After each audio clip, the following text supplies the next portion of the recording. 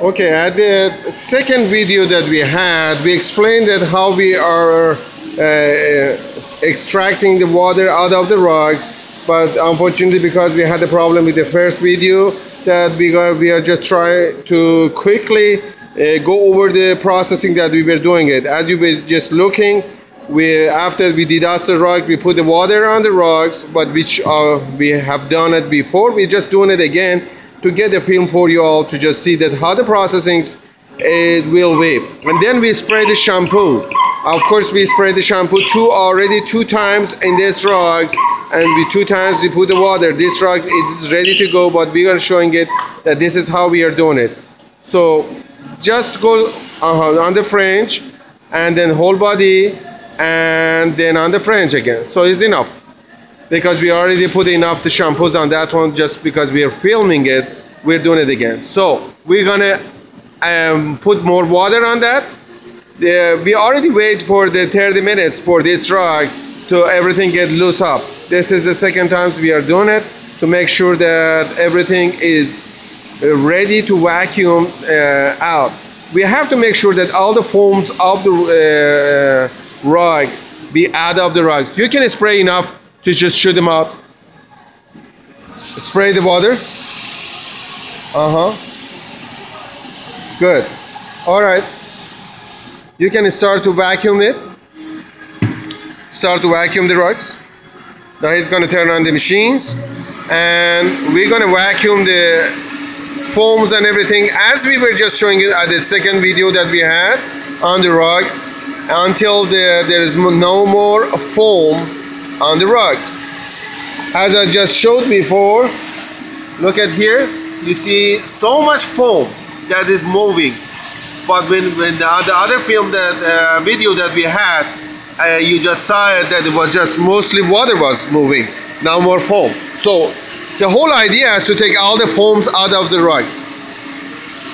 In the speech that some companies, they're talking about the not residue or no zero res or all those things.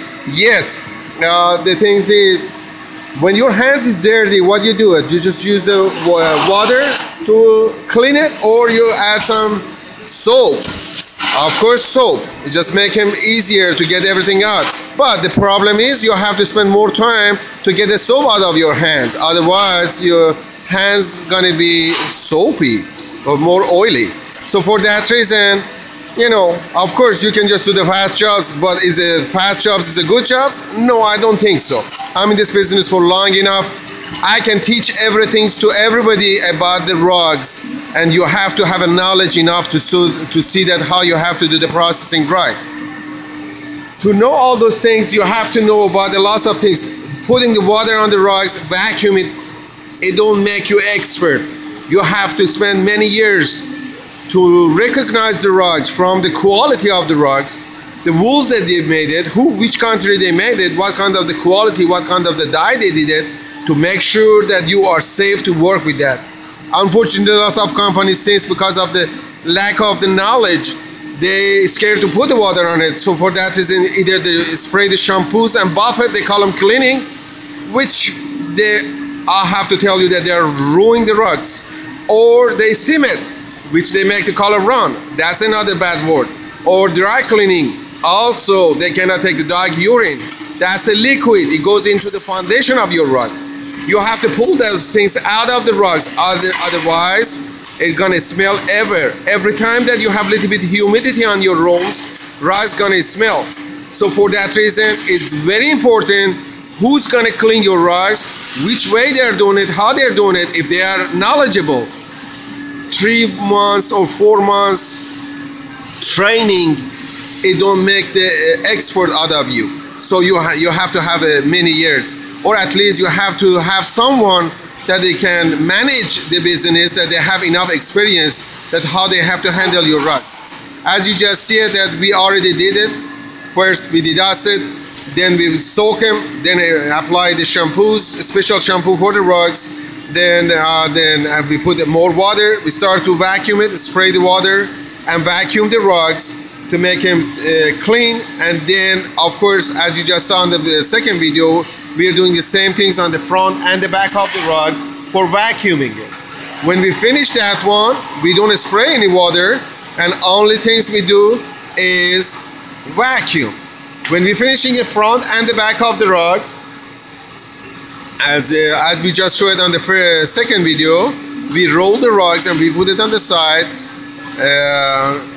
try to let all the waters goes out, and then after 2-3 hours we open it and vacuum it again. Then we start to hanging the rugs. So our friend is working on these rugs while I'm going to show some other things that we are doing it. Some rugs is a bigger size. You have to have a fan or the flat drying. You have to do that. Some rugs is a lighter. You can do it different way. So in this case, rugs is heavy. We try to get the soil, the water out of the rugs as much as possible. Then we're finishing it. We start to hanging the rugs. When the hanging of the rugs is finishing, then we take them down. We start to do the other processing of the rugs, which we're working on the fringe of the rugs, making clean if there is any stain on the rugs to get it out, and then make it ready, and then vacuum it and make it ready for the customers.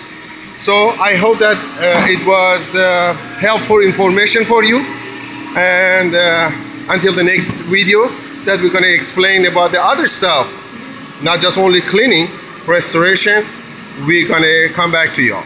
I appreciate for your time, and I hope that it was useful for you. Thank you.